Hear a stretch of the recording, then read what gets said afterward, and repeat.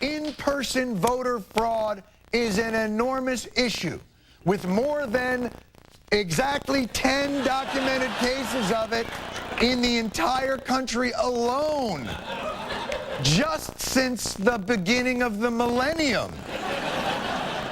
That's 0.000000284% of all votes.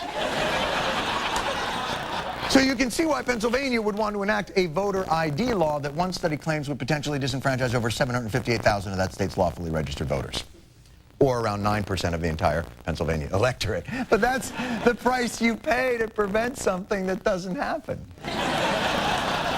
It's like how peanut butter is made with huge amounts of hydrochloric acid to dissolve any potential dragon bones that may have gotten into it during the manufacturing process. Will you lose some people who die by eating hydrochloric acid? Of course.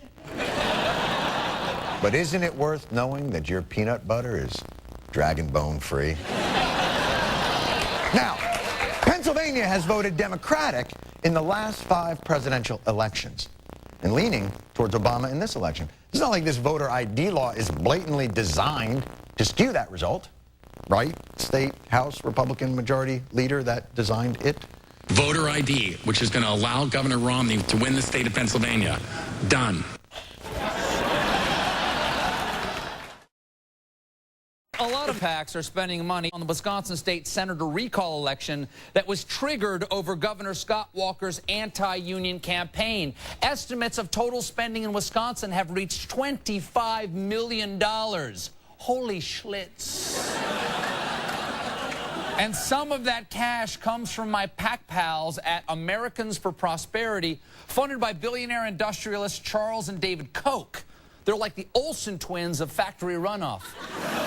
Americans for Prosperity has even sent out these actual helpful absentee ballot applications to Democratic districts. Now, they had to rush these to print, so some people have complained about inaccuracies, but it's minor stuff, like instead of instructing you to send your ballot to the local municipal clerk where ballots are officially collected, the address on this ballot is Absentee Ballot Application Processing Center, which, and this is interesting, does not exist.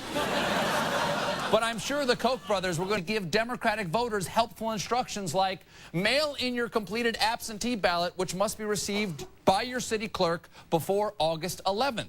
Here's a little rhyme to help you remember when it's due.